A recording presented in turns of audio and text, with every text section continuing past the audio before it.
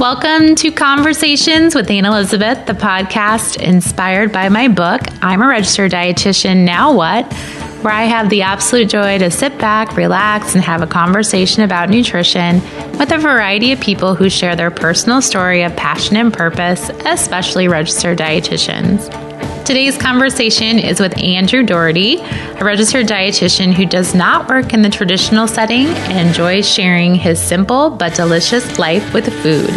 A few years ago, I received a comment on Twitter from Andrew because we had an Iowa connection. So, of course, I had to start following him. I was immediately drawn to his witty banter and views from his own personal kitchen. Andrew and I talk about his non-traditional role as a dietitian, how you can influence and practice our profession in a variety of ways, and what the future holds for him as he's just starting his MBA. Andrew is very practical in his approach to sharing his journey and inspires me to cook more by making it look so easy. Please enjoy my conversation with Andrew. Everything. I went to Iowa State and did my internship in Des Moines, so very familiar with the area. That's what I thought. And I was like, I think that's initially when we connected was some comment or something about Iowa State or Des Moines or something like that. So are you from this area then, or did you just come to school here? No, I just went to school in Ames. I'm originally from southern Minnesota, like a smallish town, St. Peter. And then, I went to school in Ames, just because, the selection of, accredited dietetic programs is a little bit limited. So kind of true. Yeah. But you know, it's funny. I just had an intern in my office, or she's not an intern. She's actually a freshman in college, but she's from St. Peter's or Peter. St. Peter. St. Peter. She's from there. So really? Yeah, she goes to school here at Simpson College. She's a student athlete, and she's trying to figure out what she wants to do with her life, if she wants to go into dietetics or exercise science or physical therapy or something along those lines. So that's interesting that you're from there too. Yeah, if you said the family name, I'm sure I would know someone. Hanson, S-O-N. Yeah. Mm-hmm. So interesting. But isn't there a college there that has, but they don't, do they have an internship there? There's a college in St. Peter, Gustavus, which is a small private liberal arts school, but I don't think they do. No, they don't do anything related to dietetics.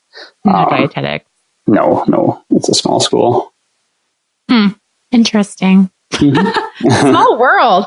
Yeah, definitely. Well, why not? So you're from the Minnesota area, and obviously you came to Iowa to do your dietetics schooling, but is that always what you intended on doing when you went to college? Or maybe kind of take me back to that moment that you decided that's what you wanted to pursue as your career. For sure. I think I always joke at work that what really got me into this was my very first job. I actually worked at our small town grocery store in the produce department. And as much as I loathed that position, I think it really set me up for the direction I headed down.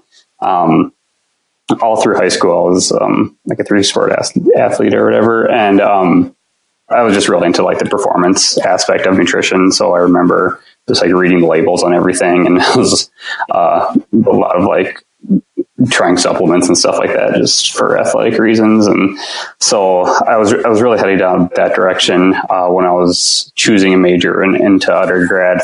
Just thinking about athletic performance, and Iowa State offered a dietetic. Or what was it? Pre-diet and exercise is what it was called. And it was an exercise science and a nutrition major side by side. So I did that for a year. But then actually had a turning point, which is fine to say. It occurred while I was on spring break freshman year in Las Vegas. And I had this epiphany that people who need help with nutrition, or people who could afford a personal trainer to help them out, probably don't need that much help with nutrition.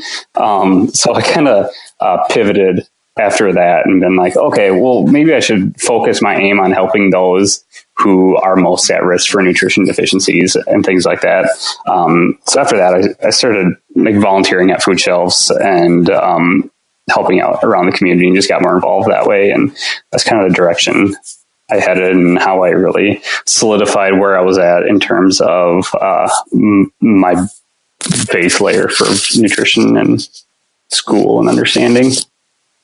Did you kind of drop the exercise science component then of your degree? Yeah. I just switched it out to a regular dietetics program. It just wasn't, I was definitely just more overall interested in the nutrition aspect. So decided to focus on that. Well, I can see being in 3 different sports. I mean, that was kind of like that was your whole life at that point when you were in high school. Yeah, I mean, I felt like I understood a lot of it. Granted, there's a ton of exercise science stuff that I don't know, but I was like, I can get myself by. So, sure. Are you still into like that kind of component, just personally, just because you are an athlete? Not as much as I'd like to be.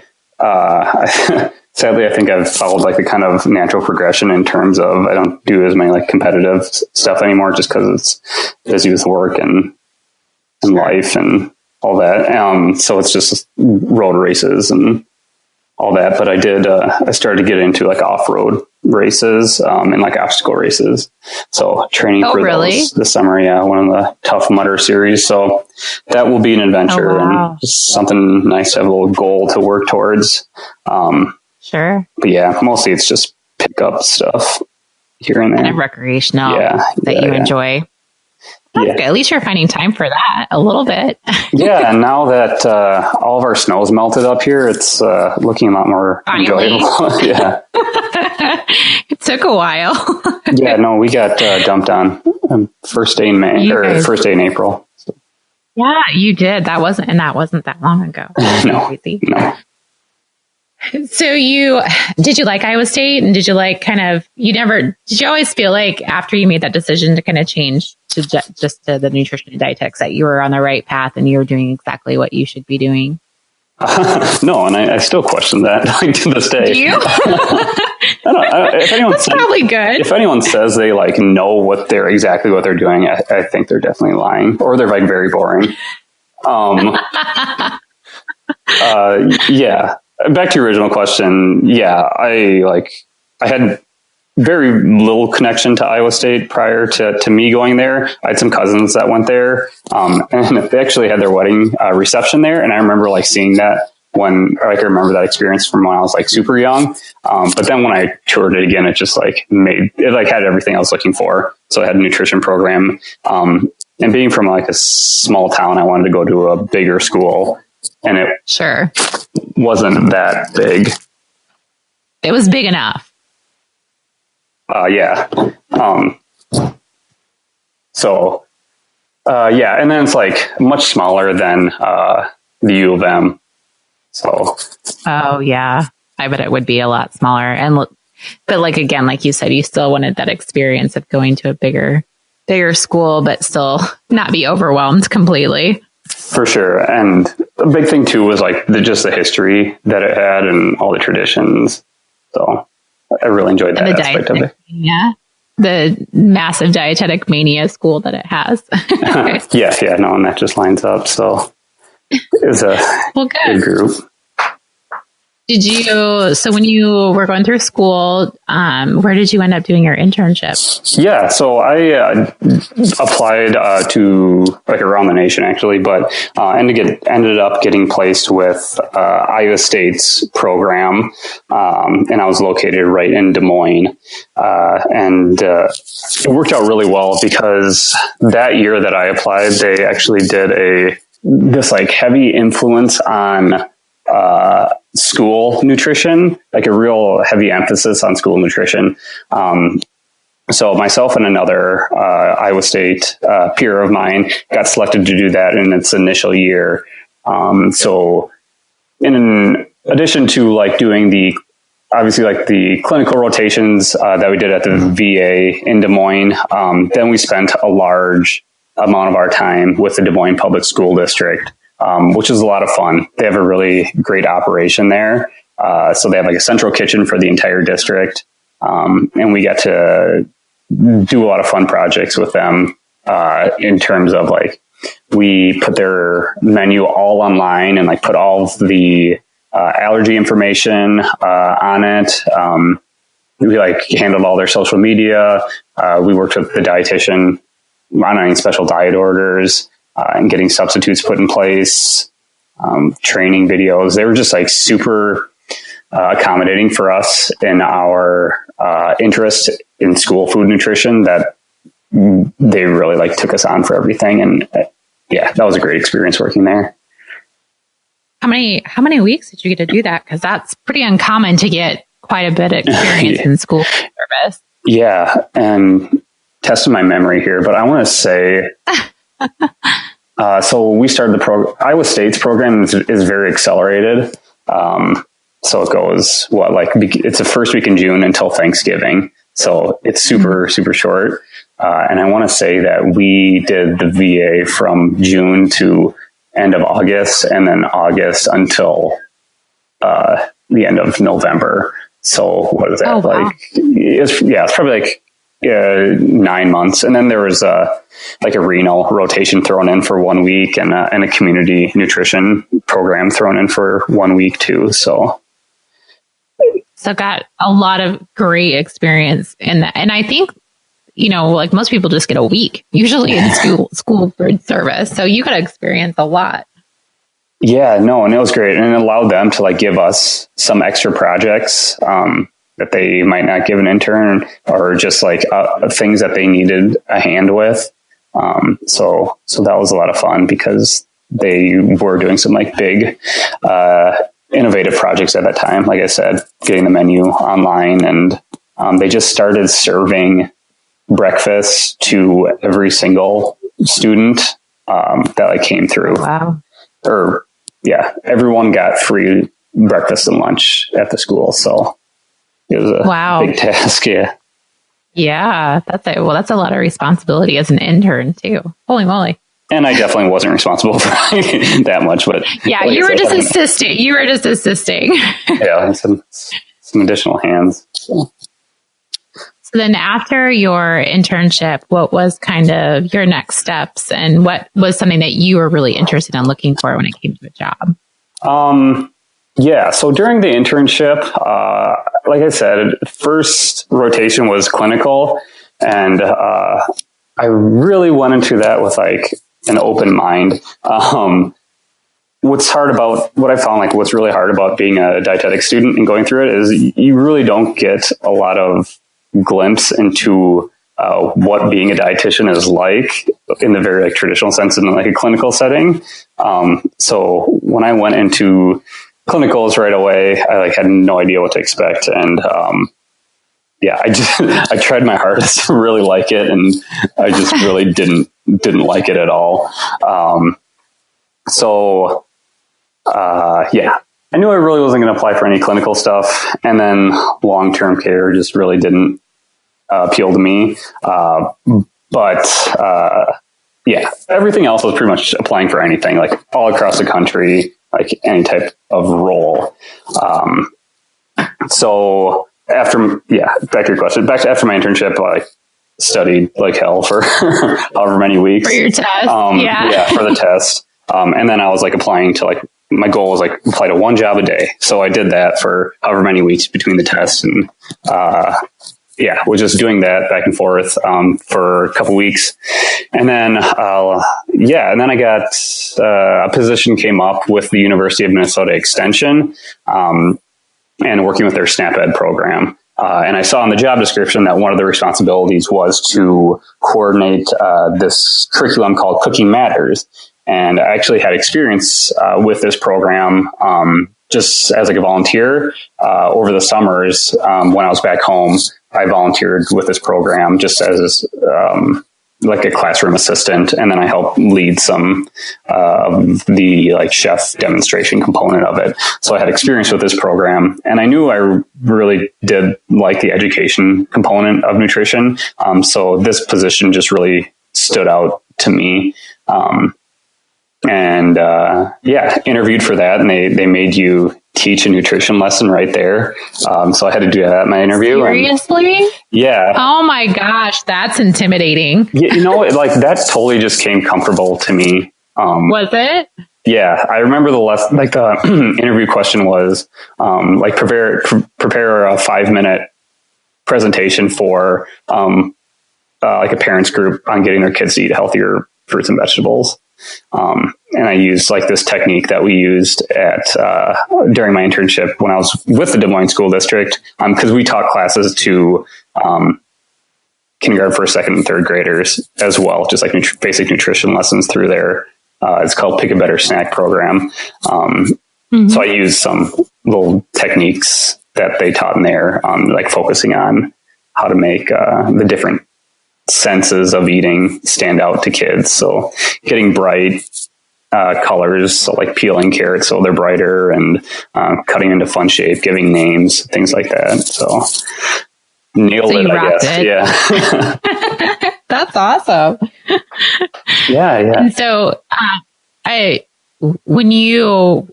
I don't really know a lot about, I guess I don't really know a lot about what kind of education offers there are with with SNAP Ed, and what kind of things you do for that program. Yeah. So I will say, just like in this interview, I'm just like representing myself, my own thoughts with this. So yeah. I'll just give you like a breakdown overview of the SNAP Ed program. So there's like all of our SNAP dollars that come out of the U.S. Farm Bill. And SNAP stands for Supplemental Nutrition Assistance Program, which is a new name for food stamps because they don't do stamps anymore. So a very small percentage of all the SNAP dollars that are allocated across the country, I want to say it's 1%, is allocated for SNAP Ed funding. So SNAP education is what it's short for.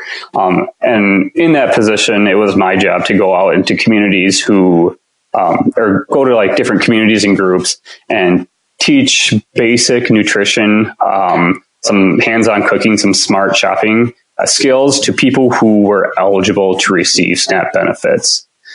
So I did that in like a western suburbs of the Twin Cities area. So I did that for 2 years teaching there. But yeah, it's just, it's practical information that literally everyone can use. And a lot of stuff that just comes across online, like social media is stuff that I would teach in class. Probably a little bit more formally than what I do online though.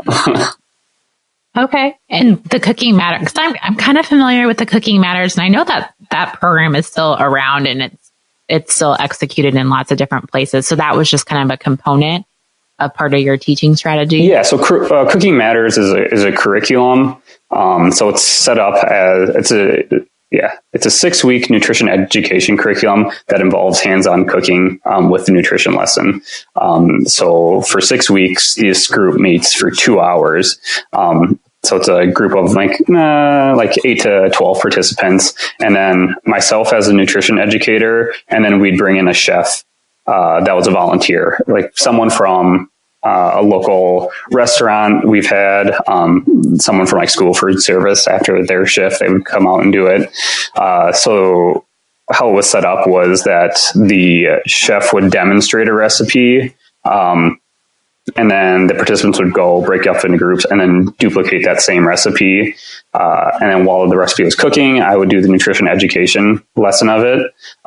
Just like the nutrition or like the nutrition components of the recipe, or like the smart shopping budgetary components of the recipe. And then we just all eat together. And then what was cool about the program was that everyone who participated in it each week got a grocery bag with all the ingredients for that recipe to do at home. So it was really this idea of like empowering participants, kind of like building on. So first they saw it, then they got to do it hands-on with supervision in groups, and then they would do it independently at home. So it's a super cool program. And like I said, at first I volunteered with it, and then they started paying me to do it. So I fooled them. Nice. You pulled that. Are you still doing it then, or was it just part of your previous job? Yeah, it was just part of my previous position. Since then, I've taken on a different role. Still within the University of Minnesota, but now I work on it's kind of like a special project with through this set of grant dollars from the Minnesota Department of Health called the SHIP grant, or Statewide Health Improvement Partnership. And it's this really cool grant idea where the state tries to, its objective is to decrease obesity and tobacco use rates through increasing healthy eating behaviors, increasing opportunities for physical activity, education, and policy changes through tobacco cessation programs, things like that. So I do that. I take those dollars and I do it through a work site component. So I work with different employers, typically not for profit employers. So organizations that don't have comprehensive workplace wellness programs. So I go into their organizations and just help them establish wellness committees, take an assessment of what they're at, see what they're interested in pursuing, and then get them connected to resources that would help support healthy living in the workplace. So whether that's helping them get access to kitchen equipment so that they can prepare meals brought from home that are usually healthier, or we might look at setting up a guideline or policy for what foods get into a vending machine so that X% of them are healthier choices, getting HR people trained on tobacco cessation programs, things like that. So I'm kind of like a middleman between this state grant dollars and these organizations. Oh, that sounds really interesting. I mean, it's like a combination of just a variety of things. I'm sure you never get bored at all. It's a lot of emails. A lot of emails. Like I said, it's just connecting resources, and I do miss the hands-on nutrition education component that I used to do, but luckily I've been able to kind of pick that up on the side here and there, so still get to dabble in that. Just a little bit. Do you feel like you're using your skills, and you feel like you're just using them in a different way? Is it something that you feel is very complementary to your passions? Yeah. So 40 hours a week, no, I'm not doing nutrition stuff. It's a small component of what I do. But I think obviously I'm still, in the end of the day, I'm promoting healthy behaviors. I'm just doing it in a different way. And I think it's something that, it was hard to take on right away. And I think that's something that a lot of other young dietitians and just getting into the professional world struggle with, is this idea is that if you're not in a job title role that says registered dietitian, then you're not in your role. But I don't think that's a good way to look at it, because there's so many opportunities where someone who has a nutrition background and understanding of it can promote healthy eating in in numerous different ways, besides the traditional sit down client dietitian setting. So I just do it through a way that's more looking at organizations as a whole, and looking at just external factors that impact people's choices. Because at the end of the day, everyone knows what they should and shouldn't be eating. I mean, it's pretty simple. It's fruits and vegetables, be active. It's pretty standard, but it's a matter of there are other things that impact people's choices. So I work to get those barriers out of the way. And I think, don't you kind of feel like that's the first step? Before you can tell someone, hey, you need to eat better, what other things are in the way of you eating better or doing more things for your wellness? Yeah, definitely. So I think that's actually for the purpose of dietitians' goals and getting those working with the general population. I think that's the talent that we have, is that ability to to take what's recommended and put it and like structure those recommendations in a way that fits a person's life in like a realistical manner. Because like I said, everyone knows what they shouldn't and shouldn't be eating for the most part. So just like framing it in a way that's applicable to their lives, I think is a talent that dietitians possess, and the importance of the skills that we can provide. I think that's so true. It's funny. I was talking to the student that came to see me, and we were talking about that particular topic and how the client comes in and says they eat, 60 Oreos a day. Well, they're probably going to still eat Oreos. So how can we approach it and say, let's not eat 60. Let's try eating 30. Yeah. Like sometimes you just gotta meet them kind of where they're at. And again, looking at what other things are going on in the big picture. Yeah, definitely. So just like structuring it in a way that's obtainable, and taking those, baby steps are a huge thing. So yes.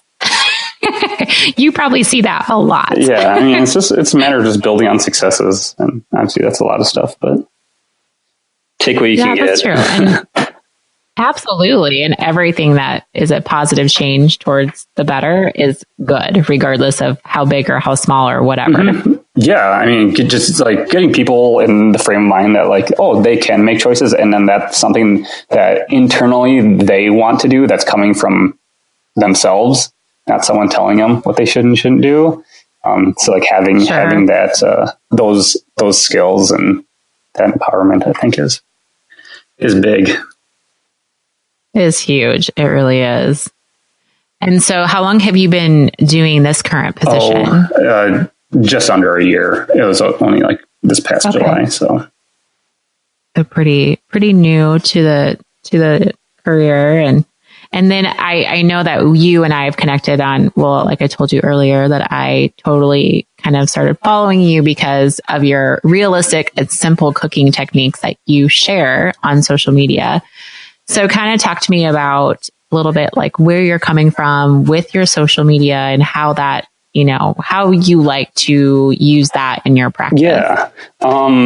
So the whole like social media thing and how I got involved with it in like promoting nutrition and healthy eating, I can say that like I really didn't want to, that like Instagram really didn't appeal to me at all. But I just like wanted to test it out. And how it really started was just the idea of, I was just living by myself and super bored all the time. So I just recorded what I was doing because, just like living with a bunch of guys in college, I knew that a lot of people didn't know how to cook or like what they should be eating, or like I just said that like everyone knows. They didn't know like how to prepare certain things like vegetables, or they were just like eating carrots and apples, and like that was it. Sure. So I was like, okay, well, I'll just like quick capture this and just share it and just like show how healthy eating can be attainable, just through like some small recipes.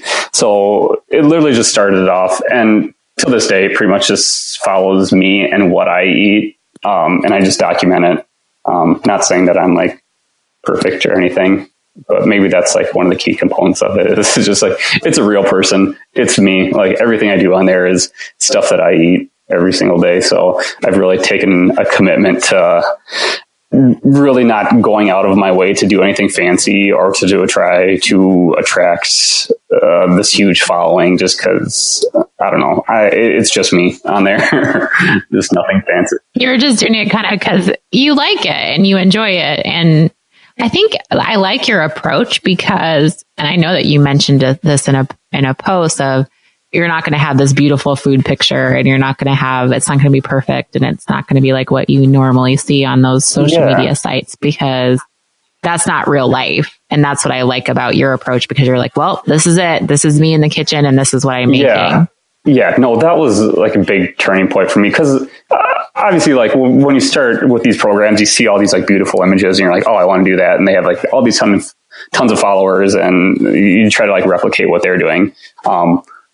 One, I'm not very good with like the decorating and stuff like that. And two, like the people I'm trying to reach are like people who are maybe living on a budget and don't have a lot of time. So like these people really like, no, they're not going to buy a garnish just to have something fancy on top of their like tacos or like do all this extra stuff just to have something look good. And yeah, no one sets up like their dinner to look like that. And sometimes I think that can be a barrier for people as they see this beautiful dish. And if they try to attempt it and it turns out not looking like what they expected or not what they saw, then that's just not a good feeling. That's how I am. Yeah. I don't know if that's like a barrier to some people, but yeah. So. Well, and you're also, I mean, thinking about, where you work and what you do, it's very much lined up with how you're just trying to educate people on simple changes and ways to eat healthier and how it doesn't have to be complicated and how it's very realistic to do. Mm-hmm. You just need to have a little knowledge and a little bit of education. Yeah, definitely. There's a stat I always refer back to when I talk with people about nutrition and what they should and shouldn't be eating. And I want to say it's in like the high 80 to 90% of the general population doesn't get the recommended amounts of fruits and vegetables. That's so many people. Oh my God. Like, okay, let's like get people to the standard and like the simple, easiest way possible that they can do. And then let's like, and then we can build on from there. But like, okay, let's just like focus on this one huge deficit in people's diets, and then we can go from there. Oh, I believe that. I just didn't realize it was that. I mean, I knew it was high, but I didn't know it was that high. Yeah. And I think that's kind of what you tend to focus a lot of your recipes and your videos on is how to get more fruits and vegetables and how to make it work in a meal setting? Yeah. I mean, you're not like baking pastries and things like that. No, I suck at baking. Like I said, I mean, the main thing that it spawned out of was just like teaching people how to incorporate more fruits and vegetables into their lives. And two, like this other food groups that I cook, it's nothing fancy. Like I'll just grill a pork chop. So it's just not much to show there. Sure. Yeah, but it's like, it can be that simple. I think that's why it's such a good approach, because it doesn't have to be, like you said, a garnish and a pretty plate and all that other excess stuff. Yeah, no, that's a very good point. Yeah, just tend to. That's why I like what you do, because that's why I kind of, was like, I really like to have him on, because it makes sense, your approach of what your profession is and how your approach is just with your education. Yeah. No, thank you. And also, I don't know if I like called this out, but, two, a lot of, dietitian recipes or like other food blogs, I think sometimes they, maybe aren't the most appealing to like men in their like 20s or 30s, just in terms of if something's like very like quinoa kale driven. So just like maybe making something a little bit more robust that is approachable to people who are used to eating just like frozen pizzas, and that's about it. That's like a really good point though. Like I would have never, being a female, we always think that just other females are looking at our things. And that's probably true. If like men are looking at a quinoa kale salad, they're going to be like, no, I'm out. Not making that. Yeah. So it's like making it a little bit more approachable and sure. Get some like, meat in there and get some like common vegetables, some common man foods. Yeah, we don't need to get to that. But that's true. I get, that's a real, I'm going to take that to heart. Well, I never post recipes because I don't really enjoy cooking very much, but I'll think of that if I ever do, of how, there are other people eating these kinds of food. So it's not just all dietitians. Everyone eats, right? So I'm sure to. Absolutely. That's what commonly ties us. That's why people look at food photos. Right. That's job security. Yeah, it is. It is totally job security. Do you so you're not a huge, I know that you said you're not a huge Instagram fan. We connected on Twitter first. Do you like that Twitter? Do you like that a lot more as your form of social I've had media? that a lot longer. And I don't know if that just like naturally comes out, like that format of just like quick witty comments is like what comes out. And just like it fits my personality better. But yeah, I just had that a lot longer. And two, I probably spend a lot more time at work just surfing Twitter. So I'm probably just on that a lot more frequently. Sure. Yeah, no, I can understand that because it's just interesting how people choose which one they like the best. Mm-hmm. Yeah, no, that's I think it's a really great format to share and connect. And I know a ton of people who maybe don't post on Twitter, but they like use it as their news source or just feed there. Mm-hmm. So some good viewership. So sure. Do you can I ask if like your clients or the people that you work with, do they follow you? Do they know you're on social media? No, I don't really promote that. It's like it's more your personal. Yeah, I don't know, that component's kind of like, I do say that it's like my like Instagram, my Twitter are I approach them as my personal ones. Luckily, my personal life just does a really good job of aligning with my professional life. And that's stuff that I'm actually interested in. So that's kind of how I approach it. And I also understand like, okay, well, I'm gonna try to keep some consistency in terms of like what I'm posting on here. So it's all nutrition based or food related in some capacity. Yeah. In my like 9-to-5 job, no, I don't do like a really, I don't really promote it a ton. Just because I also work for a government agency. So sure, that's true. But I do have my own fun personal business cards that I hand out to people. You do? Does it have your social media handles on it? Yeah, not only that, but it has like my face cut out on it too. So I like it. I like your quirkiness. It's so fun. Well, and I just like that, I feel like sometimes when you get on social media, there's so many people that are doing all the same thing and you just see it over and over and over. And it's nice to have just a different perspective in a different way. And, so that's another reason why I really like it's a breath of fresh air. Good. Oh, thanks. Yeah. See, you didn't even know. You have a girl fan over here. No, it's just me coming out and how it relates to how I would present it. But that's awesome.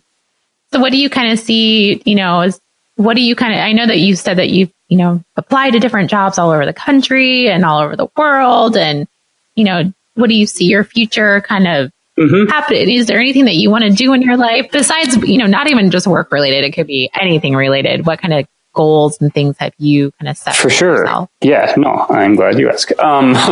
So I actually took on a new venture lately. I started an MBA program, just part-time here in Minnesota.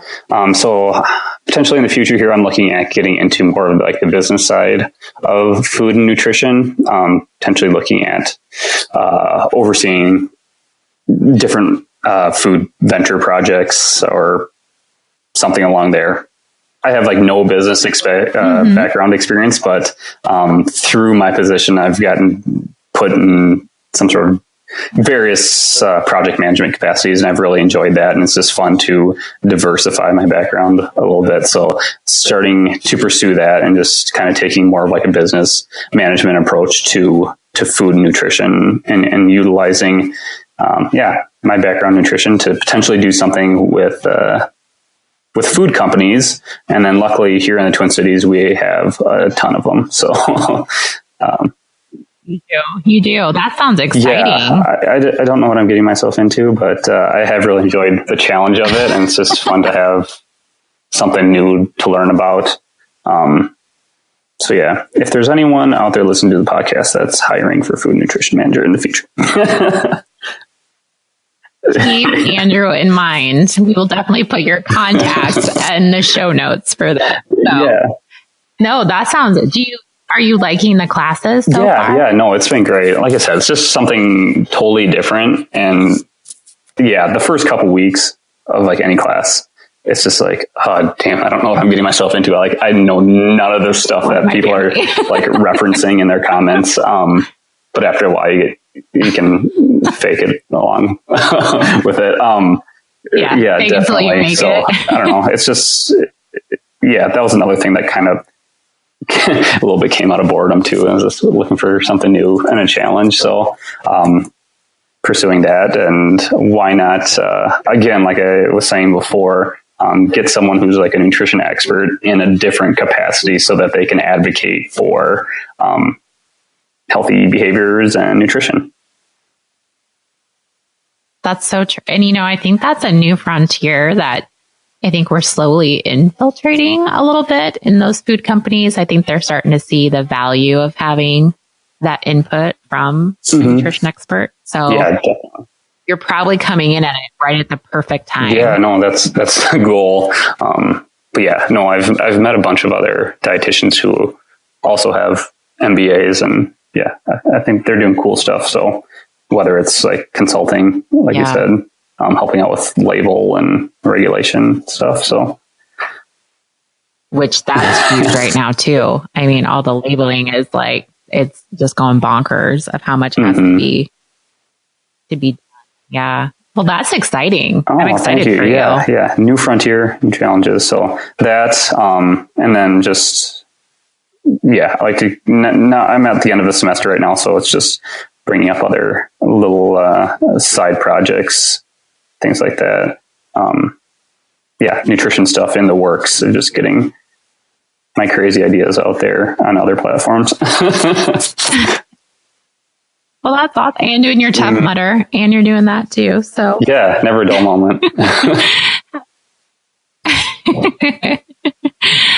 Well, I hope that we can reconnect again, like in 2019. And I probably say this to everybody at the end of my podcast, but I would love to keep, in touch and definitely follow your journey and how that changes over the course of the next couple of years and the exciting things that well, thank you for having me on with this and the conversation. It's been great to connect, and I definitely look forward to staying in contact, whether that's over social media or if I'm down in the Des Moines area sometime.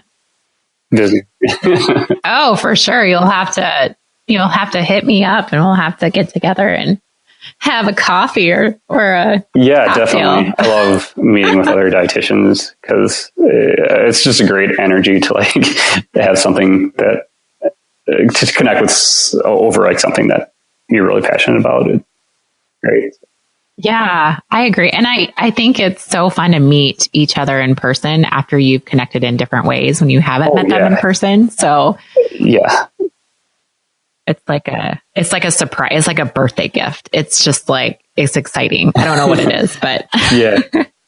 Well, if I come your direction, which sometimes I do, I will definitely have to get into for sure. Yeah, that'd be great. Well, I asked you all these hard questions. Now I'm going to ask even harder questions. So I know I sent these to you earlier today, but what is your favorite food? So I pretty much always revert this question to pomegranates. I don't know. There's other foods I could just go to town on, but I think it's the seasonality and how it's a very rare, or you only get them once per year, just in the winter. Yes. And they're just so convenient and tasty and flavorful. So I'm gonna have to say pomegranates. That's a good answer. Closely followed by just straight up sugar cereal, which I can eat forever. Do you have a favorite or just all of them? Probably either was a frosted mini wheat or cinnamon life. I could easily and have easily done a whole box in a day. I am with you. I love Life cereal. I don't know what it is. It's delicious. Yeah. They know what they're doing. Yeah, they do. What's your favorite beverage? Yeah, I like to drink all the beverages, but again, like the cereal, I could totally put down red wine, like no other.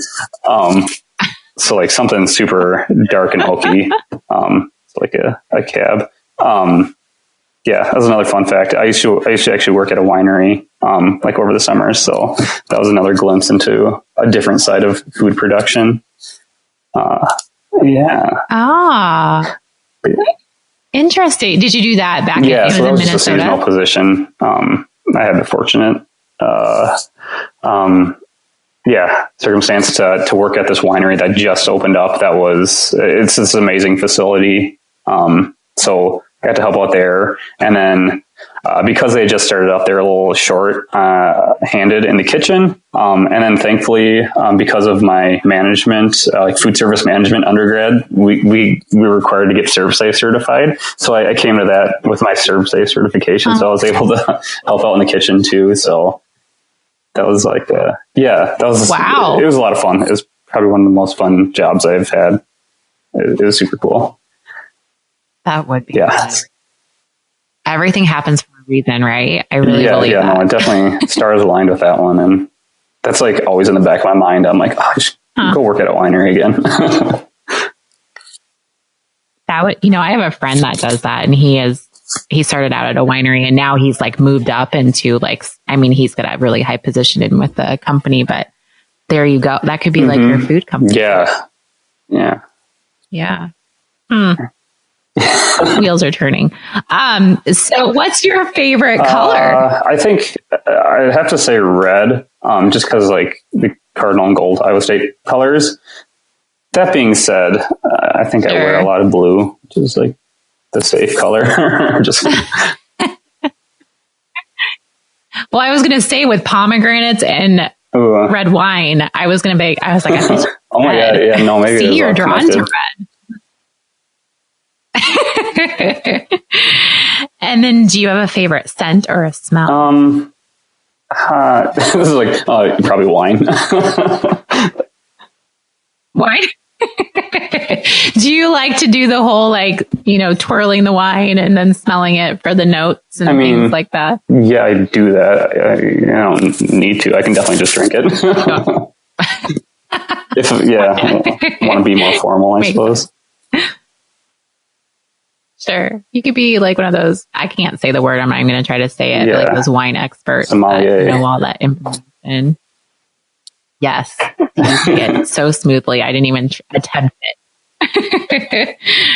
And then what brings you joy in life, Andrew? Definitely just like being in the kitchen, but even more so than that is just like connecting with friends over food and drinks is like my like happiest time. Like every year for the past couple of years, for my birthday, like it's just a big group of friends. I just go to a brewery and just like sit around a big table and talk. And I just love that. And this past weekend, I was able to go back home to my parents' place, and we had family from all over town for a birthday, and we just got to sit back out on the deck and grill and sit and talk and eat and drink. So yeah, just those conversations you get to have around food and are super joyful to me and moments that I cherish and look forward to. I think the best conversations come from those situations too. So what a great answer. I love that. Yeah. I'll think of you when I'm on the patio with my family having cocktails and conversation. Yeah. Only good can come from that. Right? That's so true. Well, thank you so much for your time this evening, and I'm going to let you get on with your evening, and we will reach back out to each other. Yeah, hopefully we can stay in touch. Thank you for having me on, Ann. Recently, I seriously made a frittata because Andrew is always making something easy and delicious in his kitchen. And he makes a lot of frittatas, and that's what inspired me to do it. I like how Andrew maybe doesn't have a direct client interaction with his job, but he reaches people with his expertise in so many different ways. He has a great message by not getting caught up in the official dietitian title, but realizing the impact you can have in so many other ways. I hope you go take a look at his social media. He really enjoys interacting on Twitter, and he has some great budget-friendly meals ideas from his own personal kitchen. Today's episode is sponsored by Jolly Time Popcorn, because you all know how much I love their popcorn, and my favorite is being able to pop the Simply Popped right in my microwave. I feel it kind of tastes like movie theater popcorn. It's so delicious, and it's so natural, and it's just a few ingredients. Make sure to go over to jollytime.com. You can grab some actual great coupons to buy your own and get a lot of more information about their products. My website, AnnElizabethRD.com, is where you can read my latest weekly wisdom blog post, where I share my current adventures, food I am digging into, and the music I'm jamming out to at the gym. I might also include a really delicious real deal recipe, and I'm always including what I love right now.